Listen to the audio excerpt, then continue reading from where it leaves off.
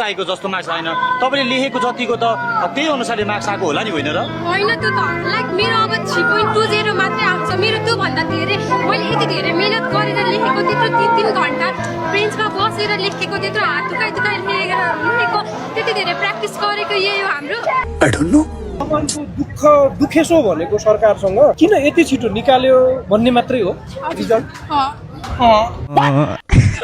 राति 12 बजेसम्म पढ्यौँ बिहान 4 बजेदेखि उठेर पढ्यौँ हामीलाई यस्तै हो हाम्रो के रिजल्ट यस्तै हो त्यही त यति छिटो निकालेर रिजल्ट हजुरहरूले के गर्न खोज्नु भएको उत्तर चाहिँ एनइबीलाई त तपाईँले प्रस्ताव राख्नुभयो होला होइन एनइबीले के भन्यो साथीहरूले के भन्यो तपाईँलाई हामीलाई लाइक अब हामीले यस्तो एनइबी गएर भएन लाइक प्रोटेस्ट गर्नुपर्छ भनेर हामी प्रोटेस्ट गर्न आयौँ के भन्न चाहनुहुन्छ शिक्षा मन्त्री सचिव उहाँलाई त के भन्नु र यति छिटो उहाँले रिजल्ट निकालिदिनु भयो लाइक अब उहाँले खै के खाएर चेक गर्नु भएको के खाएर चेक गर्नु भएको सीको तयारी गर्दै थिएँ 20,000 तिरेर त्यो 20,000 अब कसले रिफन्ड दिन्छ मलाई मैले सीको प्रिपरेसन गर्दै थिएँ रिजल्ट हेर्छु एनजी छ अब मैले 1 वर्ष लस्ट गर्नु परेन आजसम्म त किराएर बसिया छ बालेन सरकार यो सरकार नै फेक हो यो सरकार कठपुतली सरकार हो यो भारतीय दलाल सरकार हो यो सरकारै फेक हो मार्क्स एक काउन्ट गरेर बसेको हुन्छु के सबै काटकुट गरेर पनि पोस्टपोन आउँदाखेरि पनि एनजी आएको छु छक्क छु म त घरमा मम्मी बाबाले गाली गर्नुहुन्छ भन्ने डरले माइती घरमा आउनु भएको त होइन नि हामीले यति धेरै मेहनत गर्यौँ तर हामीले चाहेको जस्तो मार्क्स पाएन हामीलाई त्यही चाहिएर आएको कति चाहनु भएको थियो तपाईँले मार्क्स हामीले 3.40 समथिङ त्यस्तै चाहिएको हो मागेर पाउने भएमा लाइक हाम्रो यो हामीले मेहनत गरे जस्तो मार्क्स नआएर हामी यहाँसम्म आउनु पर्यो पास भइसक्नु भएको छ किन यसरी आउनु पर्यो पढ्ने बेला हेर्नुस् त त्यही त आफूले मेहनत गरेर लेखेको अब आफूलाई मार्क्सै दिएर त तपाईँहरूले चाहेको जति नम्बर दिने भने त टिचर किन राख्नु पर्यो कलेज किन राख्नु पर्यो अनएक्सपेक्टेड आयो कि यो त आकाश खसे जस्तो भयो कति आयो त आउनु चाहिँ एक्सपेक्टेड चाहिँ मेरो 3.96 थियो आयो चाहिँ 3.85 आर यु कमेडी मी अब मलाई थाहा हुन्छ नि त मैले के लेखेको छु भनेर चीटिंग करता है तू चीटिंग करता है तू आफूले लेख्नु भएको कपी आफै चेक गर्नु पाउनुपर्छ भन्ने त नि तपाईँहरूको त्यसको त झन् नम्बर धेरै आउँथ्यो कि इंग्लिश में मेरो बी आएको छ तो क्या हो गया त्यो त जति नै गाह्रो क्वेशन भयो भने मेरो इंग्लिश में बी आउँदै नआउनु पर्ने अब म्याथमा त कति आउँछ भन्ने कुरा थाहा छ नि त हामीलाई मजाले 60-65 मार्क्स गरेर आएको म म्याथमा फेल भएको छु ल ये क्या सुन रहा हूं मैं म्याथमा त ट्याक्कै निकाल्नु पर्छ नि त हजुर होइन ट्याक्कै निकालेकै छ आफैले चेक गर्दाखेरि पो धेरै नम्बर आउँथ्यो कि हजुर आफैले चेक गर्दाखेरि पो धेरै नम्बर आउँथ्यो कि तपाईँ चाहिँ फेल हुनु भएन होइन त म फेल होइन तपाईँ त आन्दोलनमा किन आउनुभयो त्यसो भए आई डोन्ट नो तर राम्रोसँग पढ्नुपर्छ पास हुनलाई राम्रो ग्रेड ल्याउनलाई चाहिँ कलेज बङ्क गरेर डुल्न जाने अनि त्यसपछि राम्रो ग्रेड चाहिने घरको लागि पनि त हुन्छ नि त बाबुले यति राम्रो ल्याउँथ्यो भन्ने हुन्छ पहिला सानो बेल्टले हान्नु त बुवाले यो पटक त्यस्तो भेटिएन त न त्यस्तो बुवाले बेल्टले चाहिँ हान्नु एक्सपेक्टेसन कति थियो आयो कति एक्सपेक्टेसन त मेरो त सम्म थियो धेरै पनि थिएन तर ए भन्दा पनि मेरो त एनजी पो छ त 0.0 जिपे छ त्यो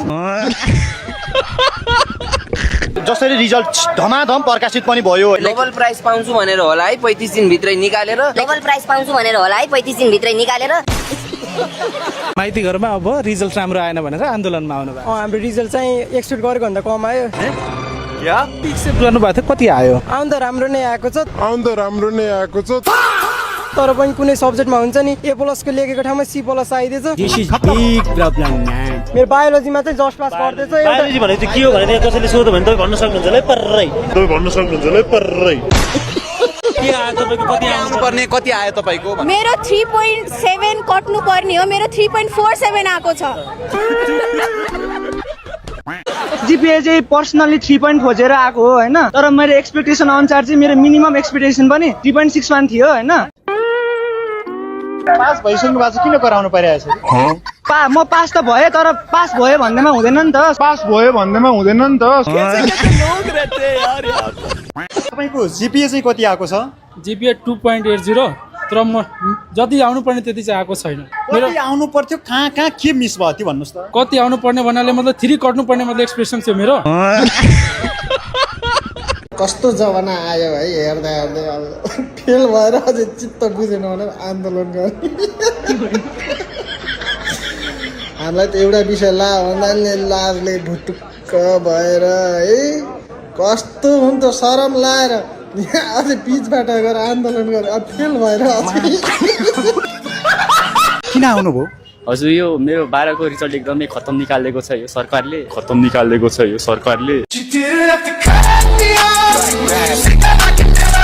जीपीए चाहिँ कति आएको छ? हजुर 3.75। मैं गाली नहीं दे सकता। नहीं गाली नहीं देना। फैमिली म्याथमा चाहिँ A+ आउनु पर्थ्यो आएन, के आयो? B+ आयो। अबे साले तपाईको म्याथमेटिक्समा A+ आउनु पर्नेमा B+ आयो, A+ आउनु पर्यो, अरु केही थाहा छैन हैन? हजुर।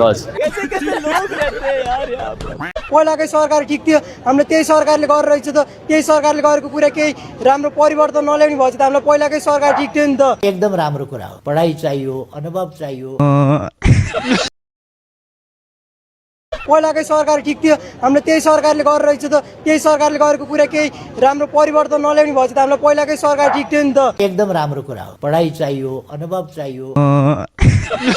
म्याथ जस्तो सब्जेक्टमा त हामीलाई थाहा हुन्छ नि कति आउँछ भनेर। म्याथमा मेरो धेरैमा बिग्रेको भयो, 3 मार्क्स बिग्रेको थियो, 3 बाट सिधै B+ मा झार्दिएको छ।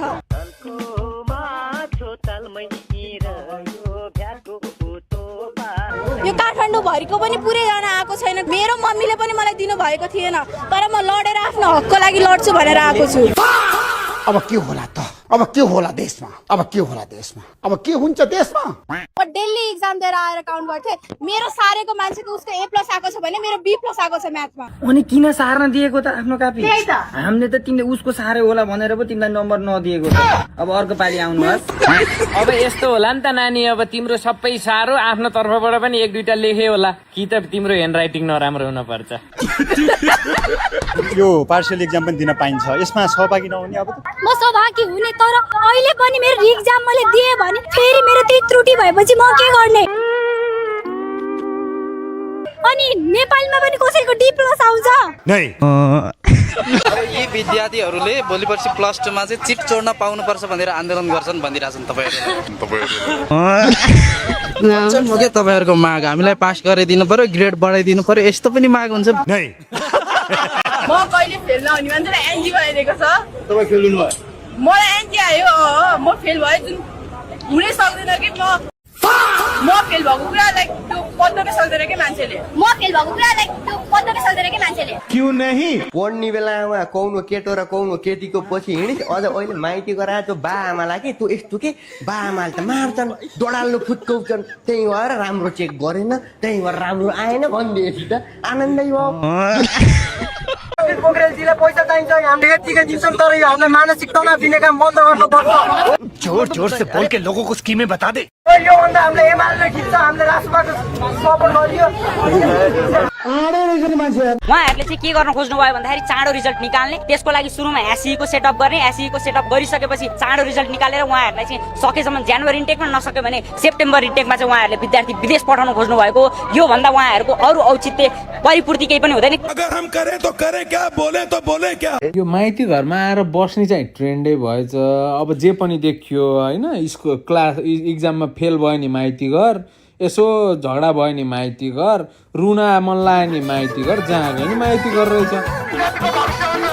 अब एउटै मात्र कुरा बाँकी रह्यो, एउटा पखाला लायो मलाई भनेर माइती घर जान बाँकी रह्यो, अर्को मलाई कब्जियत भयो, कन्स्टिपेसन भयो भनेर जान बाँकी रह्यो। त्यति पनि जाओ, अब त्यो देखेपछि अब मरे पनि ढुक्क भयो नि त। भाषाको तालमा नै देश चलाइराखेको जस्तो जुन सरकारको यो रवैया छ, सायद मलाई लाग्छ सायद उहाँहरूले उत्तर पुस्तिका जाँच गर्दाखेरि पनि, जाँच गर्न लगाउँदाखेरि पनि त्यही ढङ्गले उहाँहरूले चाहिँ त्यही केही न केही खाएर नै त्यो जाँच गरेको जस्तो चाहिँ देखिन्छ। गाँजाको तालमा उत्तर पुस्तिका जाँच गरियो। वाह दिदी, वाह दिदी।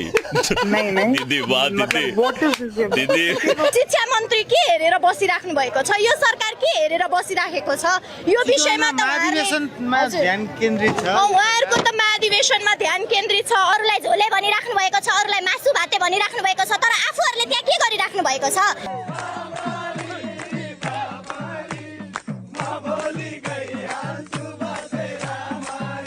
तपाईँहरू चाहिँ ल पर्ने चाहिँ डेटिङ जाने डुल्ने अनि त्यसपछि राम्रो ग्रेड चाहिने तपाईँहरूलाई भनिरहेको छ तपाईँहरू प्लस 2 मा गएपछि चिट चोर्न पाउनु पर्छ भनेर पनि आन्दोलन गर्ने होला फेरि सरकार विरुद्ध होइन प्रणाली विरुद्ध प्रणाली परिवर्तन गरिदिने अब तपाईँहरू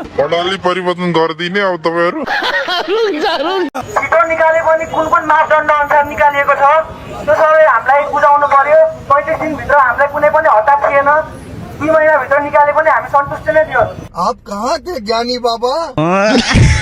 नगर भने विद्यार्थीहरूलाई तर राजनीति नगर भन्नेहरूले राजनीति गरे हो यो कुरा रिजल्ट बिग्रिनु भनेको के हो यो राजनीति नै हो एउटा 35 दिनमा रिजल्ट निकाल्यो भने केही ठुलो सान हुनु पर्दैन हामी थुप्रै विद्यार्थी सङ्गठनका साथीहरू थुप्रै विद्यार्थी सङ्गठनका नेता कार्यकर्ताहरू चाहिँ अहिले यो आन्दोलनमा चाहिँ ऐक्यबद्धता जनाउन आएको क्लास 12 का टपर स्टुडेन्टले मेरो 4 GPA किन आएन 3.97 किन आयो भनेर आन्दोलन गरेछन् आन्दोलन गरेपछि अब चेक गर्ने अरे फेरि रिचेक के हुन्छ थाहा भएन त्यो गर्ने बेला म फेरि भयो नि जसले यस्तो गरे त्यसको पङ्गारसँग झार दिन्छु त्यही त पास भएर खुसी भइरह आउन त मेरो नि A+ आउँछ त मलाई ढुक्क थियो लेख्न सबै लेखेको छु मैले लेखेर मात्रै भएन नि मिल्न पर्यो नि त यार होइन यो 12 मा पास भएको बुढाबुढीलाई माइती घरमा गएर नाटक देखाउन नभन त केटा हो जतिजना पनि फेल भइरहेछौ एनजी आएको छ तिमीहरू जाऊ आफ्नो कुरा राख रिटोटलिङको 1000 रिचेकिङको 2000 यस्तो हुनु हुँदैन एजुकेसनमा व्यापार नगरौँ भनेर प्रोटेस्ट गर त कोही आइरहेछन् मेरो यति आउनु पर्ने उति आउनु पर्ने भाइ जति गरेको छिस् तेरो त्यति नै आएको छ क्या तेरो स्कुलको टिचर होइन कि यसो चाड्दैमा मार्क्स बढाइदिने बुझिस् नि बोर्ड एक्जाम हो जति लेखिस् त्यति नै आयो जसको एनजी आएको छ जो फ्रस्ट्रेट भइरहेछन् तिनीहरूको लागि आवाज उठा न अब यो MBBS को एक्जाम पनि आउँदैछ होइन कतिजना साइन्सको कुन सब्जेक्टमा फेल होलान् हो तिनीहरूले अब रिटोटलिङको वेट गर्दासम्म त यता फर्म छुटो नि त हो तिनीहरूको लागि आवाज उठाम न खालि आफ्नै बारेमा बोलेको छ यस्तालाई चाहिँ प्रोटेस्टबाट होइन खेदाउन पर्ने हो क्या